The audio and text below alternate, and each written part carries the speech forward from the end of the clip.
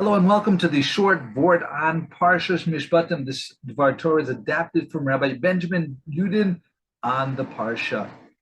This week we have a discussion about the two types of wars that the Jews go on. There's the war that's a Milchemes Reshus and a Milchemes Mitzvah. Milchemes Mitzvah is a mitzvah such as conquering Eretz Yisrael or a defensive war for the survival of the Jewish people. The war of Milchemes Reshus is when we need to expand our boundaries.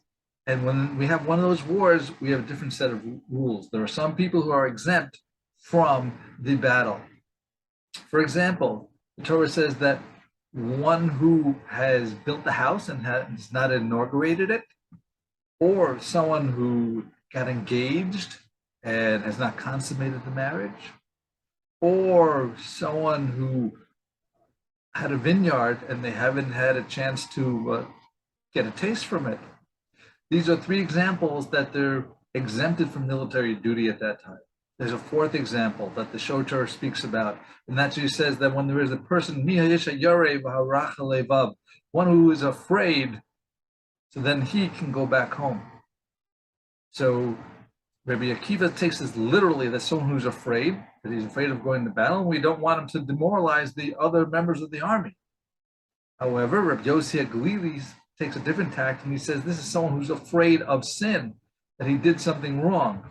And we don't want someone without the proper spiritual merits to go to war, and we don't want to make that person embarrassed. So really the first three examples of having a house or a new fiance or a new vineyard is only a cover-up so that when the person who sinned leaves and is afraid because he doesn't have the spiritual merits, that he won't be embarrassed. What other army that is there that will take away able-bodied soldiers because they're not on the high spiritual merit?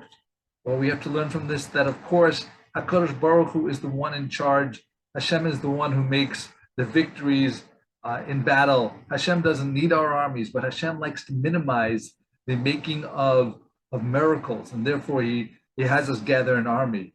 But the way to succeed is that when we're doing the proper mitzvos, when we're on the proper derech, then we merit that Hashem will defend us and to do his battles. But there's still a battle that we have to do. We've just entered Elul. The time of Tshuva is already here. Rosh Hashana is less than a month away. Yom Kippur, the concluding day, is less than 40 days away. We have to prepare for that battle, the battle of our life. And the way that we arm ourselves with that is with three methods: with tshuva, with returning to Hashem, with tefillah, with prayer, and big tzedakah, with giving charity. So we know what our weapons are. We have to evaluate ourselves. We have to do tshuva.